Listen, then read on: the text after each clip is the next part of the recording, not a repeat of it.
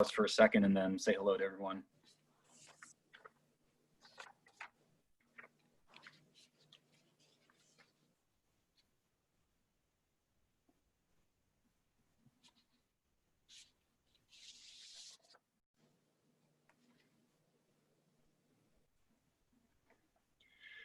Good afternoon, everybody.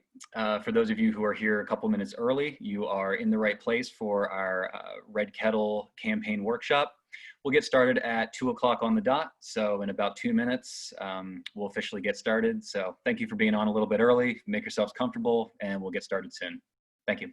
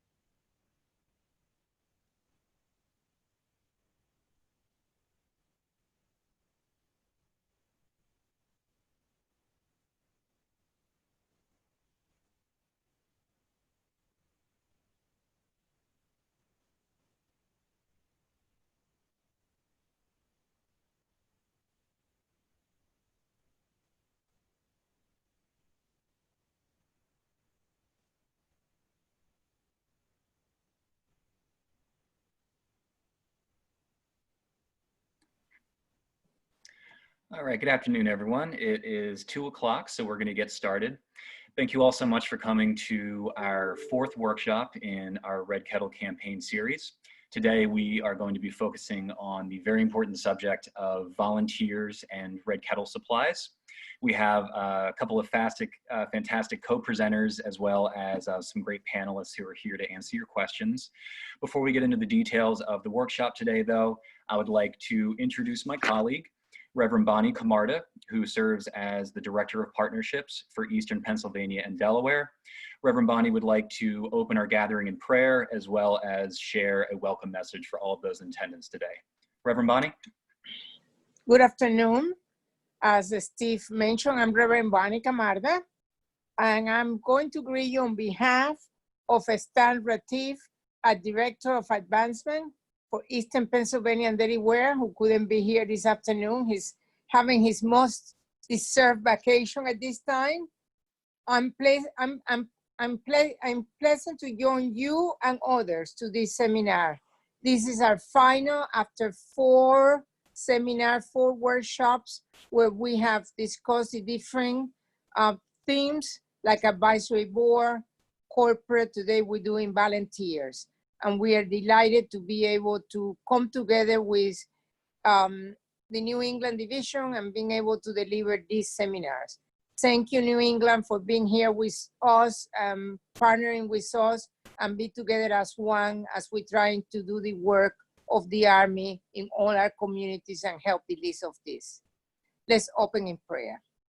Father, we just want to thank you that you are in our midst, that you are going to open the doors that need to be opened during this time, that you will really guide us. You know how important kettle season is for us, because it's not about us, but it's about you and about the people we serve. Then Lord, I just pray that supernatural you will come and change Christmas around. Change the dynamic of thinking that we're not going to have a good Christmas because the challenges that we have with coronavirus. Lord, I pray that you will come and crash and really deliver more than we think because you are able. Te damos gracias, Señor, porque sabemos que tú puedes hacer un trabajo sobrenatural durante las Navidades, que tú nos puedes proveer todo el dinero que necesitamos para todos los programas. Y te damos gracias porque sabemos que tu presencia está con nosotros. En el nombre de Cristo. Amén. Oh, you are Steve. Here we go. There is a great video coming up. We should be all proud of this video. That was Just to beautiful. tell you, Thank you, Steve, Bonnie. everybody has told me to tell me what did that mask say. If I had hundreds of masks, I could have made money this week. Thank you, Bonnie. As Bonnie mentioned, you know, we always love to start off each one of these workshops with showing our Here for Good video. We think it just does a wonderful job of setting the tone for these workshops, reminding you all of the fantastic work that you're all doing in the communities. We so incredibly appreciate everything that you're doing day in and day out. So please allow us one more time to play our short Here for Good video as a tribute to all the great work that you're doing. When disaster strikes, the Salvation Army is there. On 9/11, we were there. Hurricane Katrina, we were there. Superstorm Sandy, we were there. Puerto Rico, we were there. COVID-19, we are here. As others move on, we are here. Here for good.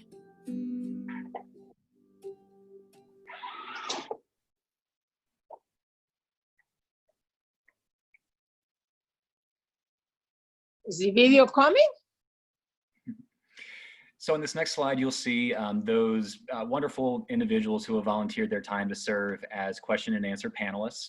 So as Reverend Bonnie mentioned, we've had a wonderful partnership with our friends in the North from our Northern New England division who have generously volunteered their time to serve as panelists. So we're very happy to welcome Major Kim Harris, Program Secretary for Northern New England.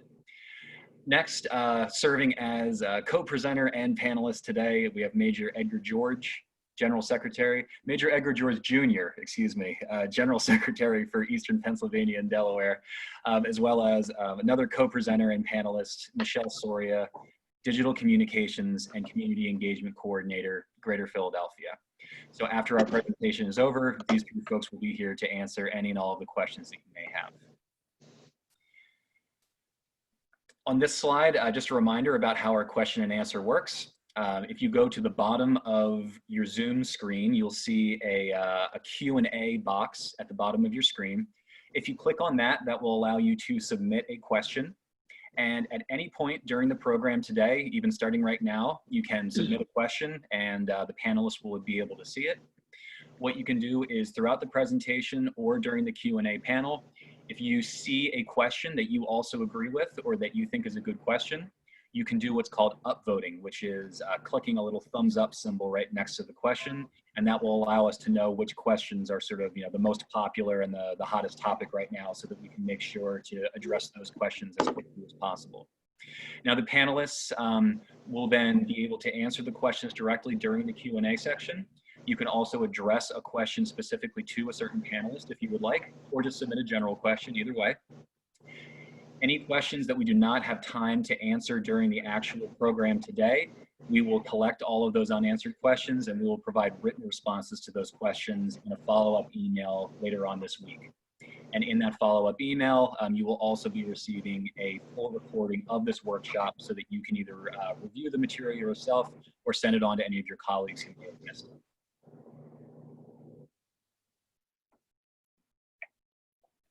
So without further ado, I would like to hand the microphone over to Major George, who is going to start off our presentation today, Volunteers and Kettle Supplies. Major George? Allow me to begin by stating what is probably very obvious, that this year our kettle effort will be unlike any that we've ever engaged in. To start with, I would encourage everyone to plan as if all of our usual partners are going to once again allow us to stand at their stores. But the truth is, and the reality is, that some may not allow us to stand this year. But as in any other year, you'll get that news, that information right from division headquarters. You'll receive which places will allow us to stand and which ones are off limits. This year, however, we need to change our techniques, change some of our ideas around just a little bit. And so we'll go over to our first slide, please. This is our new reality. We've always relied on peers and paid people to support our Red Kettle effort. And so this year we need to prepare ourselves for some of the difference that's going to be happening, and perhaps even model that we're presenting. I want to remind everybody that's listening that it's our responsibility to listen to the volunteers, to listen to our kettle workers, and figure out the best place, the best fit for them. We cannot stress enough that the health and safety of our volunteers is going to be of the utmost importance. It's our top priority. The next slide, please. Bell ringers, we have some protocols that we are asking, whether they're volunteers or they're paid kettle workers. All bell ringers must wear a mask during their shift. All kettle equipment needs to be sanitized on a regular basis. We are suggesting at the beginning, as you're putting the kettle workers out, and at the end of the shift, as you bring things back to your core. Reminder that as individuals approach the kettle, the bell ringers need to step aside. They need to be trained to step aside and allow at least 6 feet of separation, the social distancing, so that our donors can feel comfortable going up to the kettle and putting the donation in. Bell ringers are not to have any physical contact with any donations. That's pretty standard protocol, but during COVID, we don't want any of our volunteers or our kettle workers to receive the donations in their hands. Please encourage the donors to put it right into the kettle themselves. And then kettles will be enabled with Apple and Google Pay that allows for contactless donations. That started last year. We're really looking to push that out even further this year. We're taking the current health crisis very seriously. We need to get that message out. We need to remind the store owners, the different vendors that again, safety is our top priority. We're still doing our Red Kettle season this year. We're still engaging in our Red Kettle season, and we're actively working to make sure that it's going to be a big success. All of these messages need to be part of your regular conversations with the community. We're open to receive other ideas. So you may have some ideas, your community might have other ideas of how kettles might change a little bit, something different to make sure it's safe and that we get the donations we need. We need your help more than ever. That's a message we've got to get out any year, but certainly this year. We need the community's support more than ever. And even if folks aren't comfortable with bell ringing in person, there are many other opportunities. We'll talk about a few more of those later on, but there's many other opportunities that are available for folks to engage in. I think the key here is getting them engaged and keeping them engaged, whatever that looks like. Some other safety questions that you want to keep in mind. How are you going to train and enforce the safety precautions for your bell ringers? You'll need to talk about that ahead of time and maybe do a little role playing with your volunteers and your kettle workers. Also, if you typically provide transportation for your bell ringers, how is that going to change? In our division, we're not allowing transportation in our core vehicles. So what is that going to look like for your volunteers and your kettle workers to get to their locations? Do you have enough face masks, face coverings to provide to all bell ringers if they can't provide their own? Again, something you want to take into account. Do you have enough hand sanitizer and other cleaning supplies, whether it's for their hands or for the kettle equipment itself? And who on your staff will be responsible for handling the coins and the cash, for counting and getting that in the bank? Again, you'll want to have gloves on, perhaps masks as you are counting the money, and make sure all of that is decided ahead of time. Let's talk for a few moments about bell ringer recruitment. And for those of you that are veteran officers or veteran staff persons, some of this might be obvious and just a no-brainer. but just some reminders. Post flyers in your core. Do that now. Or in other churches. Again, do that now. Looking for volunteers or paid positions. You can post advertisements in the local newspaper. Most local newspapers will do that for free. You can contact the local unemployment office and also contact agencies that serve individuals with employment barriers. I like that last one because in a Corps appointment, my wife and I were privileged to be Corps officers in Lynn, Massachusetts for 7 years. And we had a local agency that served folks that had various limitations, shall we call it. They were some of my best kettle workers. I would hire over half of my kettle workers through this agency, and they just loved it. It gave them an opportunity to be part of something bigger than themselves, and they earned a little money for Christmas, and they helped our goal. And in fact, a couple of years in a row, we surpassed our previous goal. So use whatever you have in your community to make sure you have enough paid ringers, but also those volunteers. And that's really what we're talking about and focusing on today. Use your local service clubs. I had one Corps appointment in New Jersey where there were over 7 different service clubs in the 5 communities we served, and they were able to give 3 or 4 Saturdays during the holiday season, and it was fantastic because it was all free labor, and because they were known in the community, folks felt comfortable in donating. Check out your local high schools. Most high schools have a volunteer component for a high school graduation. So even during COVID, they're going to have to do some volunteering. Why not get some high school groups to stand for you? Check out local colleges. Fraternities and sororities also, they're all about giving back to the community and community service. So check with them. Check with your local church groups, right within your own Corps, but other churches as well. Might have a youth group, they might have a women's group, a men's group, whatever, a sewing circle. Let them come on out and work with you. And then the local police and fire departments. In one location, I had the local police and fire department, they would do a friendly competition. And on one given Saturday, would see who could raise the most, the police department or the fire department. I did that with the service clubs as well. And then after the season, we gave an award, a Bell Ringers Award, to the police or the fire department or with the service clubs, the different service club that rang in the most money. And it became a friendly competition that they all wanted to make sure they earned that Bell Award for the year. And they bragged about it. So just another little something that you can think about. Don't forget to provide smocks and signs. If you can go back 1 second to that sign for a moment, you'll notice, you wouldn't know these people, but that's myself and Major Carter, LV Carter in Boston. The guy in the middle was the police commissioner, William Gross, and you can see the little sign underneath the Major Salvation Army kettle sign. But we made use of those signs whenever we had celebrities or if somebody was, a group was manning the kettle, any way to give people an idea of who or what's going on there, I think was very helpful. Now you can go on to the next slide. Yeah, some concerns to be aware of that might come up for man kettles. Anticipate that ringers and business partners might prefer shorter standing time.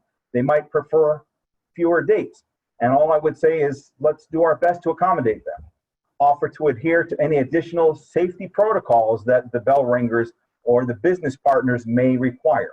Things within reason. Again, we're asking that everybody have gloves and masks, but there may be others, and that's social distancing, but there might be some other ideas that would make them feel a little more comfortable. Do your best to include those. Make ringers and business partners aware of these safety protocols and assure everyone that they will be strictly instructed and enforced while they're on kettles. And then take advantage of all kettle time slots that are afforded to you. Last year, we only used in this division about 67% of the available time slots. Now, some of that we understand. Mondays are our slower days, and if there's going to be a day that you can't fill, it might be a Monday. But it sounds simplistic, but let's fill up as much as our time as these these donors and the partners will allow. If we fill more time, statistically, we'll raise more money. So it's really that simple.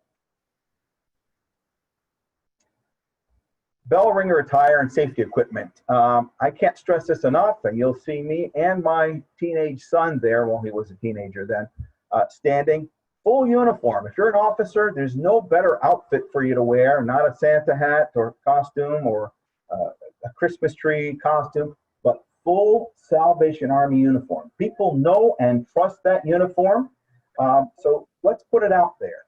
We have done studies and we found that folks in a Salvation Army uniform bring more money in than anyone else. So if you've got the uniform, why not wear it? But then other ringers should adhere to professional dress code determined by the service unit or by their corps. I will be honest with you, my wife used to call me the uniform police. When I was a corps officer, not too many years ago, I required everybody to be in black or navy blue slacks and black and navy blue jackets.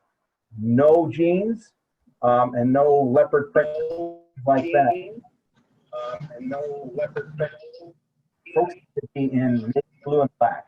They would wear a Salvation Army smock and then provide them with Salvation Army caps or stocking hats.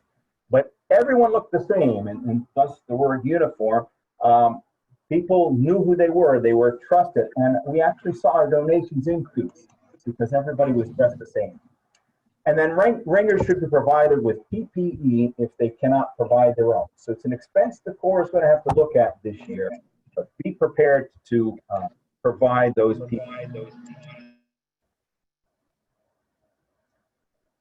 Don't forget about volunteer appreciation. I mentioned with the competitions and the Bell Ringers Award, every January we would have a spaghetti dinner. We would have a couple hundred people come out because we would have not only bell ringers, but folks that helped us with our toy distribution, folks that helped us with our toy shops and the angel tags, all of that. Of course, it'd be a little different during COVID, but come up with a volunteer appreciation where whether it's an in-person event, a virtual event, but provide certificates of appreciation.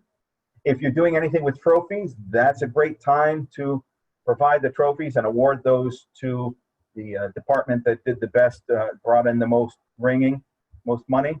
And then maybe provide some sort of Salvation Army memento, a little trinket that you can find at our own trade store. Keep in mind, there are other ways to engage our volunteers. If they are not interested in standing kettles, for whatever reason, certainly because of COVID, ask if they'll host a virtual kettle, peer-to-peer. They can work on social media, sharing things on their own personal accounts, Facebook, Instagram, Twitter, whatever. Maybe if they can't stand, they'll engage family, friends, other colleagues to help us out.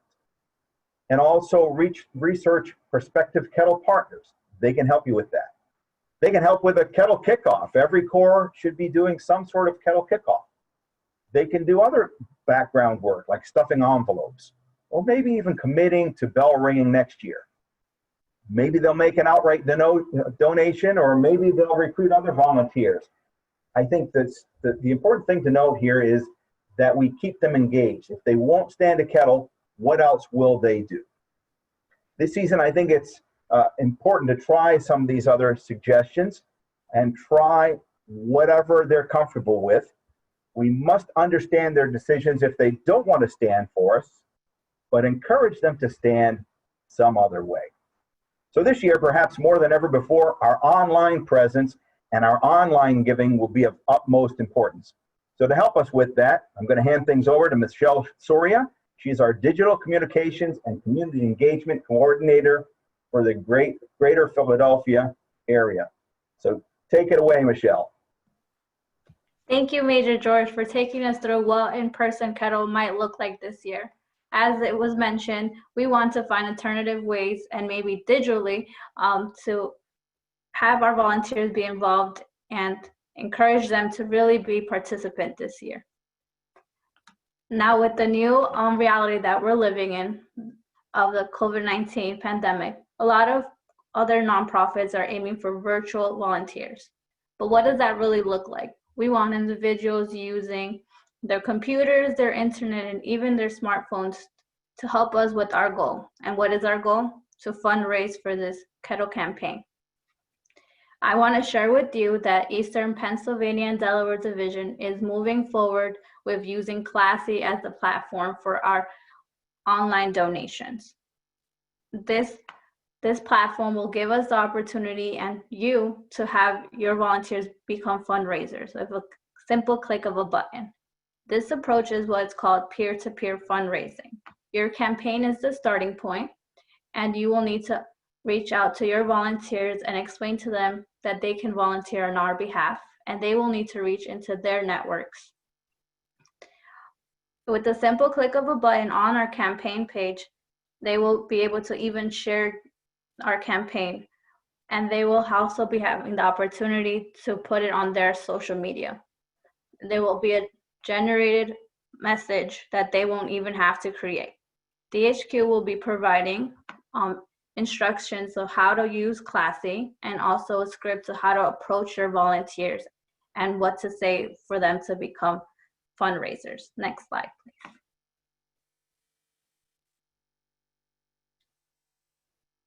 We recommend that regardless of if volunteers want to become fundraisers, that they follow your social media accounts.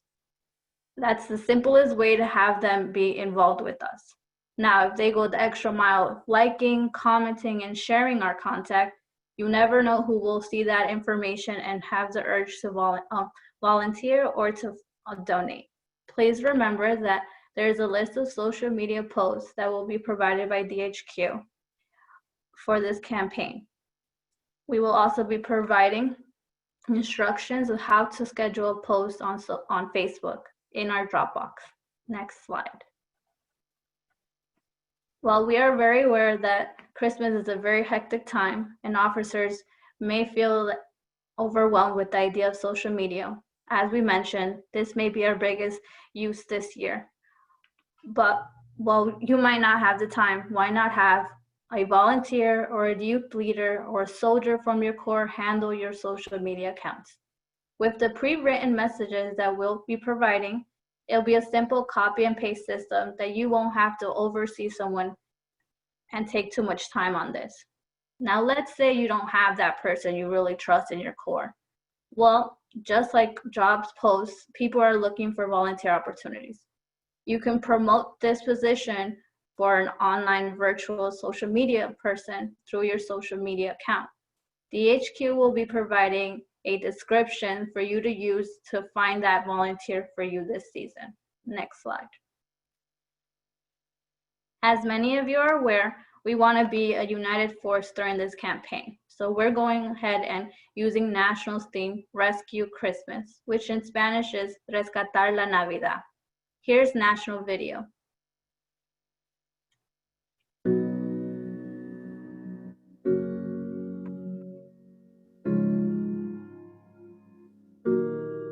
You are not hidden. There's never been a moment you were forgotten. You are not hopeless. Though you have been broken, your innocence stolen. I will send out an army to find you in the middle of the darkest night. It's true, I will rescue you.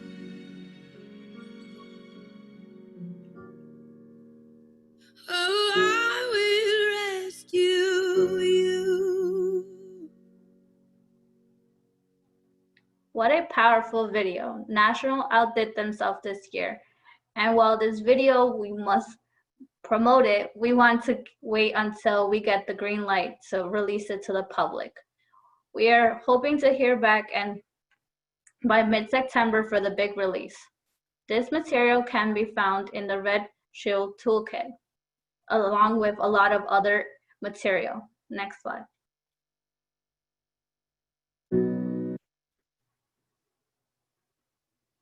As you can see, those little dancing bell ringers, those are GIFs that also be provided in the red toolkit. Ideally, we want to make sure that you use every material possible in your hands. While this information is provided by National, DHQ will also be providing this in our Dropbox in case you can't find it. There will also be more information for volunteer recruitment and encouraging information. Now that's all from me. Back to you, Major George.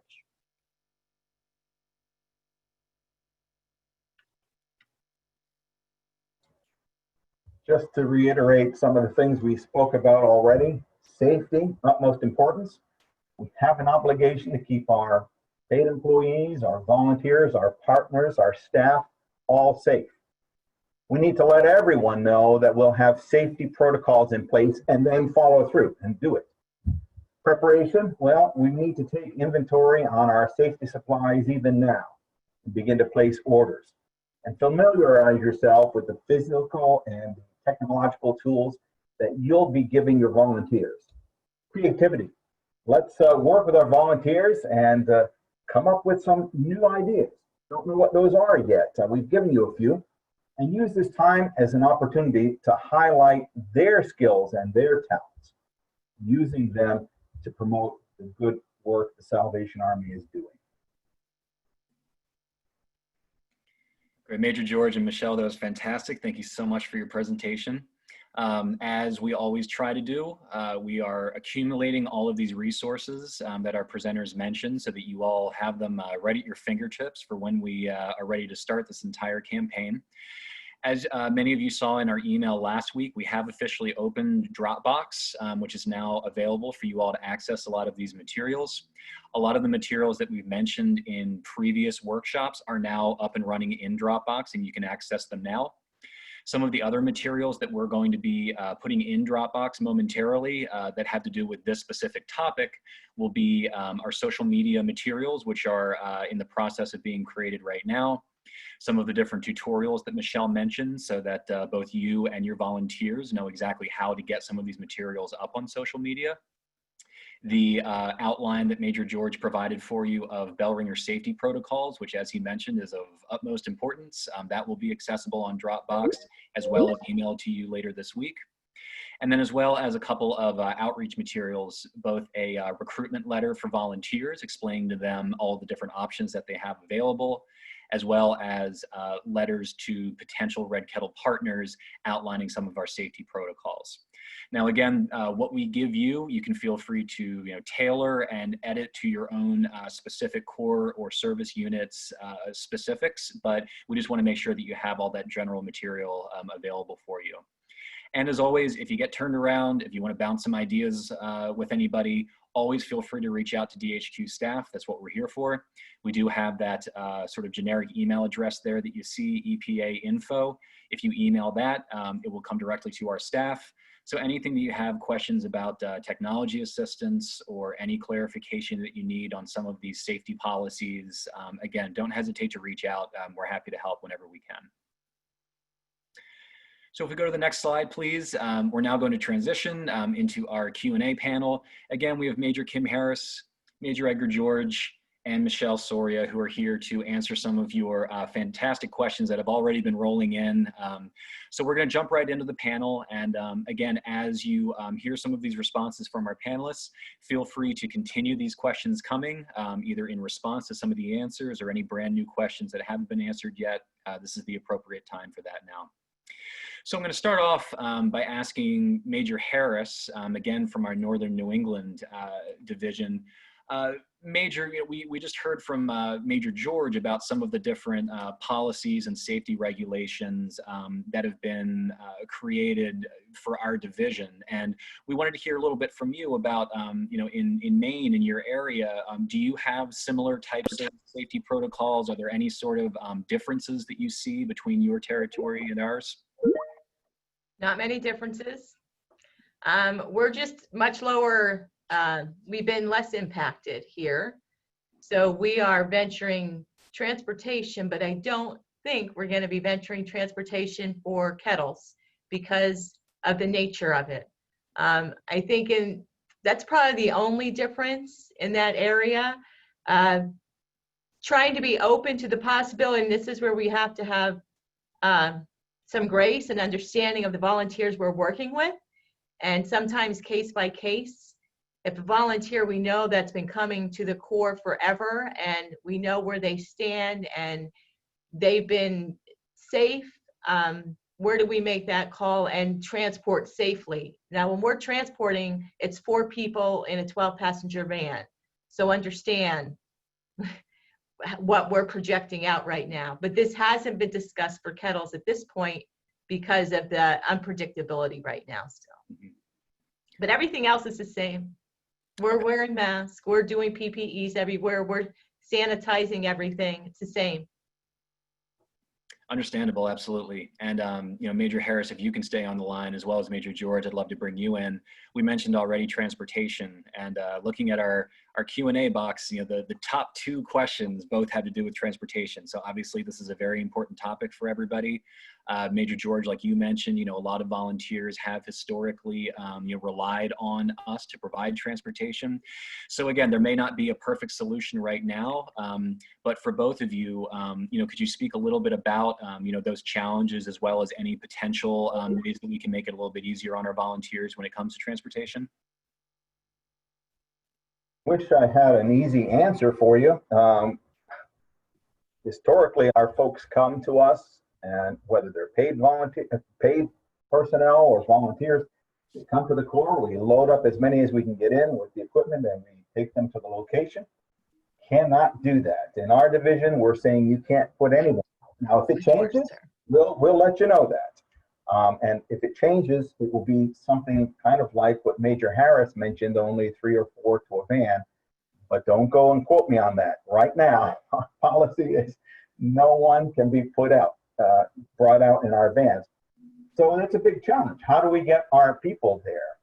They've got to meet us there, maybe through public transportation. I don't really know. I don't have a good answer for that. I suppose if they were to do public transportation, we could assist them through our social services in taking the bus or something like that. It could get costly if we start using Uber or some other similar, you know, taxi cab.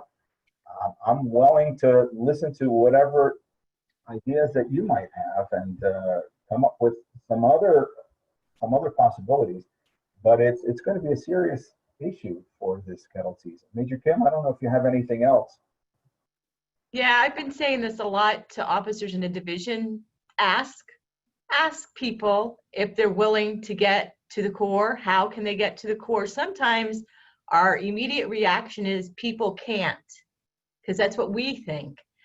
But we are living in a different day and age, and I think if we start to ask people, could they do it? Or I do believe we can get stuck in a rut with kettle workers where we think they do best at this store, which is in the middle of nowhere, all right, and they have to drive to, or we have to take them to. But is there a kettle stand that's maybe closer to them that they could get to? So really, this has been a lot of thinking out of the box this year. What's going to work more effectively? And we have to be willing to ask our volunteers, can they get there? Is a way for them to get there? And I think about the buses, you know, and I've been in small towns, and I'm sure Major George has, where there's a non-existent transportation, no public transportation. And of course, the bigger city where it's spread out. So it really is about your own community, but you can't be afraid to ask the questions. Will you? Can you? Is there a way? Because they also have neighbors and they have family. So think out of the box. Mm-hmm. That's it, Major Kim. Thinking outside the box. I think just relying on what we've always done is not going to work. Very dangerous right now.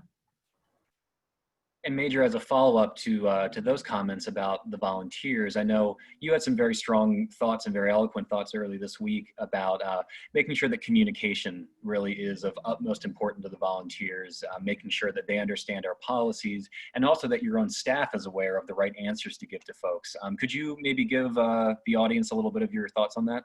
Absolutely.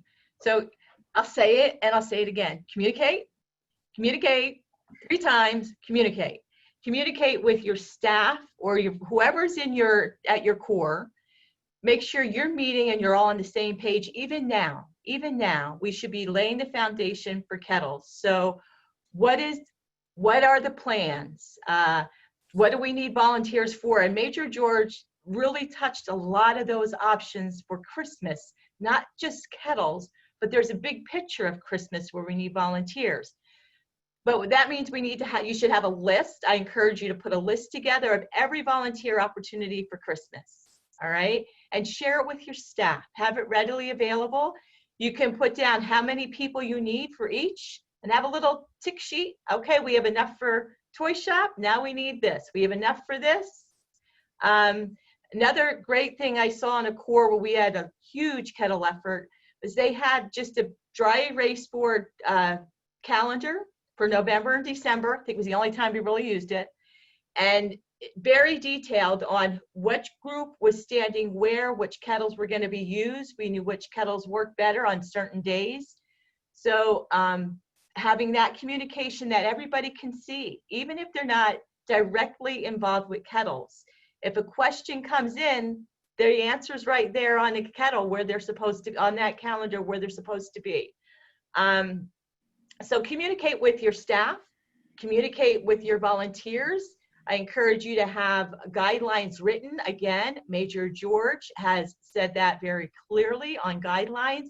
Write them down, have them sign them so that they understand what this means, that this isn't just fly by night, that we're serious and we want this to reflect well on the Army, on the Lord's work, all right, and how we present it, where we are, and communicate well with the community now. Again, this was touched on, but it's up to you where you're at to start putting the word out there that we need volunteers, an array of volunteers. Social media is huge and we can use volunteers for that, all right? So communicate with your community, communicate with your staff, communicate with your volunteers. On the volunteer communication, besides that, maybe little guidelines and agreement, meet with your volunteers as a group, especially those that aren't part of a group. All right, those who stand singly, meet with them as a group so that they're on the same page, so you can pray with them, so that they can ask the questions and they all have the same answers. And that's a great rule to have. Everybody has the same answers in the same room. And again, with volunteers, utilize those groups and be flexible in that communication area, because when you're dealing with groups, you need to extend a little bit different grace. We want to use them. They're cost-free. They're excited about standing, all right? And they're going to get there on their own. So think about these things. But it means you have to have a communication plan in place. Community, with your staff, and with your volunteers. Fantastic. Thank you, Major. Major George, this is a perfect segue because Major Harris was just talking about volunteer groups, and we had a couple of very good questions coming in directed towards some of what you mentioned in terms of safety when it comes to volunteer teams. So I'll address them one at a time. The first one being, when it comes to background checks, we had some questions about, with a large group of volunteers, what are the general policies and expectations when it comes to background checks? Now, let me talk for a split second about hiring packets, because it's in the hiring packet. You'll notice it's a lot smaller than our normal hiring packet. We do not do all the other background checks that are done for a full-time, year-round employee. We do, however, ask for any volunteer, any employee, that the Megan's Law background check is done. That's done by the local corps officer or their designate at the local corps. And then the corps will run the National Background Investigation Check, the NBI check. But no fingerprinting, no patch report, the child abuse record registry, all that stuff that is part of the normal hiring and the normal volunteer packet are waived for Christmas only, for Christmas kettles only. When you have a group, so you have a large group, I think I saw in one of the questions like 18 people, the group leader needs to undergo this Megan's Law, the NBI, but not each individual person that will be volunteering. So whoever the group leader is, if it's, let's say it's a scout troop, the scoutmaster would have the background stuff done. The rest of the folks are under his or her purview, and so that person is tasked with making sure everyone is safe. I would also remind you that these volunteers and these employees are not just to be allowed to mix in with the general population at the core, especially children. I realize they can be, there could be children at the kettle, but it's a public space, a public place. So it's a lot harder if we continue to follow all other safety protocols. It's harder for any kind of abuse or anything like that to take place. Did I answer all of the questions you had? So that was the first one, Major George, thank you. And then as a follow-up, there was another question about volunteer teams that had to do with cleanliness and sanitation, which I think we all agree is very important. We did have a question about, particularly if there's a volunteer team and they're all rotating through in very quick shifts, the expectation of cleaning up and getting a new apron and a new clean bell each time, that can cost time, that can cost money. Can you speak a little bit about best practices when it comes to that? Yeah, first of all, I'd say we have to deal with it, right? We don't have a choice. One easy thing would be to make sure there are the wipes left off with the head volunteer, and to make sure they are wiping down the bells, wiping down any other equipment that we might be handing off to the next group. Perhaps we can have a few of them there, so if my partner and I are doing kettles and ringing bells, those could be wiped off, left to dry, when whoever is replacing us can use 2 more kettlebells. I know it's talked about where it means having to buy more equipment, but I don't think we have a choice this year. As far as the aprons and some of those, again, we will need to have enough aprons or baseball hats or whatever we're using to put them aside, to take them off the one volunteer, put them aside to wash them for tomorrow's use, and have another apron or smock, or at the very least a sign. If there's a Rotary Club or a Kiwanis Club or a scouting troop, a sign is probably the best thing for that, because the group will be changing personnel. We then only have to worry about wiping off the bell or other equipment they might be handling that way. Certainly the signs, they really shouldn't be handling the sign anyway, but if they are, we'll have those wipes available, wiped out. But it means planning now. It means buying those supplies now, not waiting a week before kettles go out and realizing I don't have enough wipes. And Major, on that note, I know you, in your presentation, you showed a couple of photos from where we can order those supplies. Would you like to just remind the group about where that is and how they can access it? I don't remember the actual site. We bought some last year here. Those we did when I was stationed in Boston, in Massachusetts. But we have the same contact. It takes only a few weeks. They hook right on the bottom of our Red Kettle sign, and it looks like the same kind of material, about the same shape, just a little bit smaller, and then you would provide the group or the person's name if it's a local celebrity or the mayor or somebody like that. I know we purchased some last year in this division and gave 10 of them away, so I'll have to follow up on where that is, and we'll make sure that information is shared. Excellent, thank you.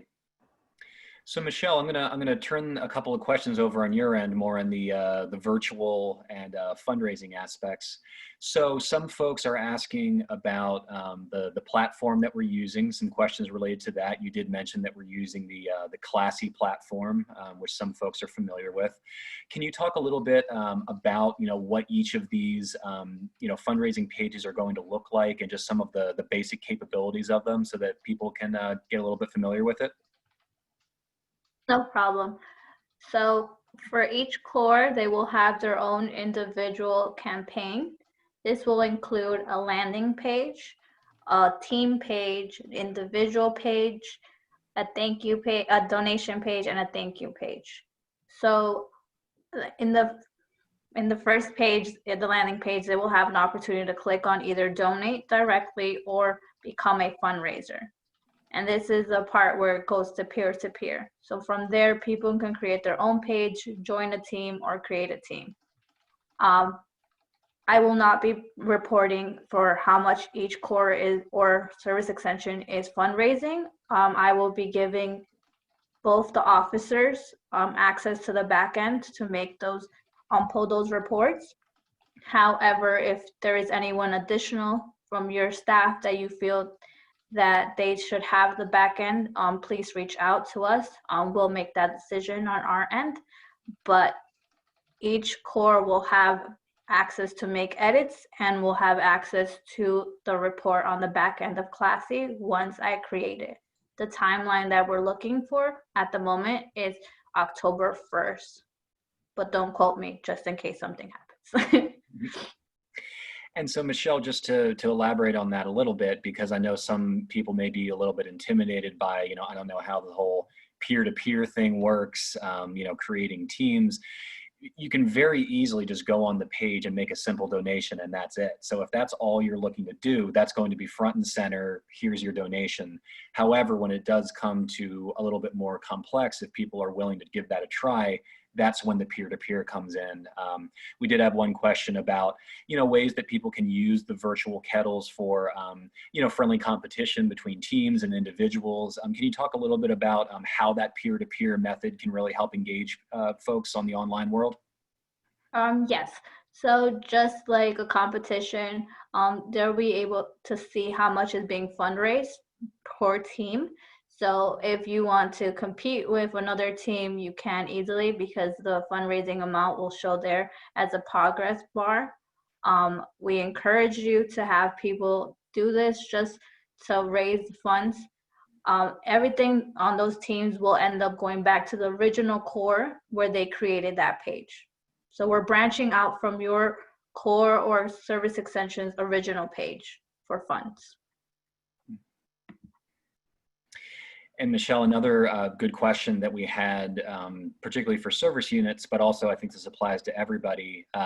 You had mentioned some of the instructional guides that we were going to create so that both officers and development staff and volunteers know exactly how to do all of these things that you're talking about. Can you just tell everybody a little bit about what some of those tutorials might look like and what subjects we'll be able to create those how-to guides about? Yes. So we will be providing instructions with images similar to what we've done in the past when we were using mobile costs. We will give instructions to how to log in, how to click certain buttons, what each function does. That way, you're not just thrown in the back end of the site and not really know anything. We really want to make sure you understand that it's really easy, a lot easier than mobile cause, visually more appealing, and it's a simple link that you can share. Great, thanks, Michelle. One other question that just came up had to do with the reports that you mentioned that you're going to give officers access to be able to run. The question is, with this report, will that report include the teams and the fundraising pages from individuals so that there's a sort of a grand total, or are those all going to be separated out?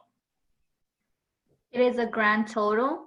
As I mentioned, all the teams and the fundraisers aside are branching out of your original page. So they will be one full report, although you will be able to sort it out based on team if you choose to. But once again, all in one report and one campaign. Excellent, thank you. Major George, I'm going to sneak in another question for you since we still have a couple minutes left.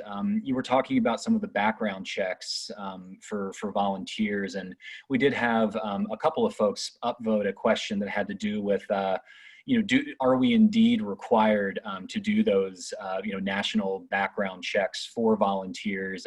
Is this new? Has this always been the policy? Can you just sort of remind everybody about the overall expectations when it comes to volunteer bell ringers? Yes. Megan's Law is required. I think everybody understands that. The NBI, while technically not required, it's in the packet, and it's a good idea to do that. I see that somebody said, well, we didn't have to do that in the past. Technically, you still don't have to, but it's a good idea to do that. Just, especially if you've never seen these people before.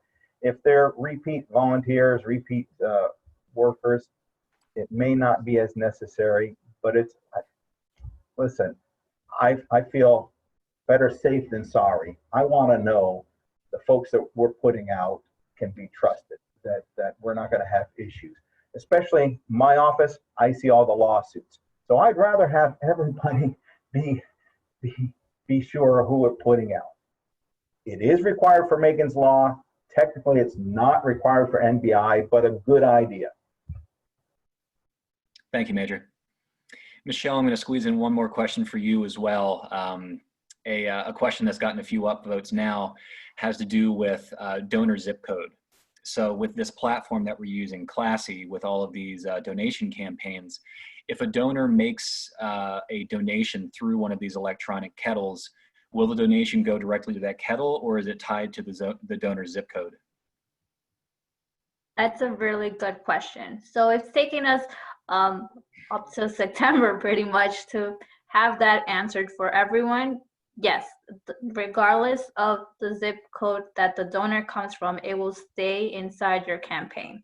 That is what we've been really pushing for. We understand that what you raise this campaign is for your core and your program year long. So we made sure that that is very true.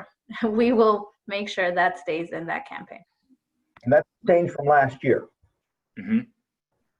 And I will say, Michelle and some of her colleagues did a ton of work to make that so. We did know that there was a lot of concern that sometimes donations were not ending up at the core or service unit that the donor wanted it to go to. And we have now fixed that so that regardless of whatever state or zip code somebody's in, if they make a donation to a certain core, that core will get that money no matter what. So thank you for all of those who were doing all that work on the back end. It was a very, very long and complicated task, but they pulled it off.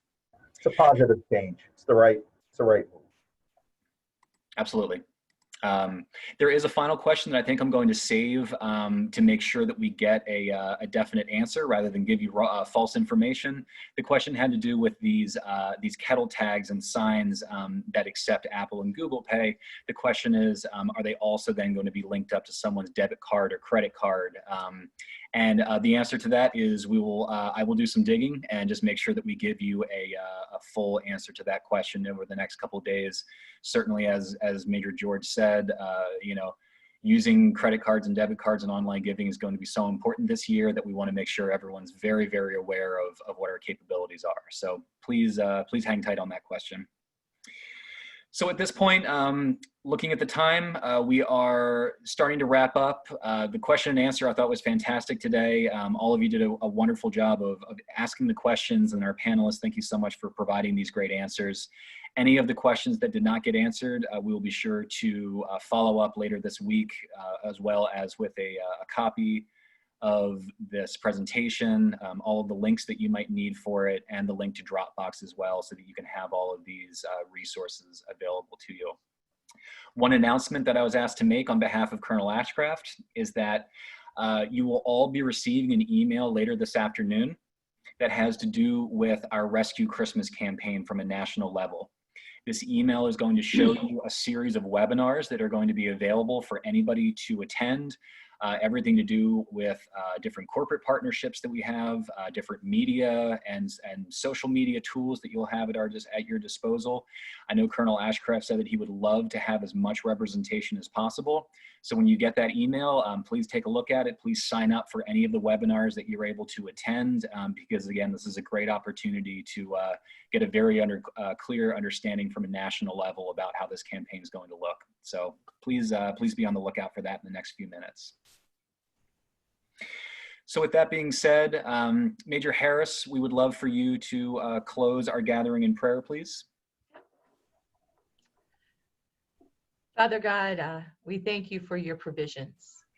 We thank you for the provision of salvation and the gift of your Spirit. We thank you for the provision you give us in wisdom and understanding and insight. We thank you, Lord God, for the provision that you will give us in the days ahead for the Army to continue to do the work you call us to do.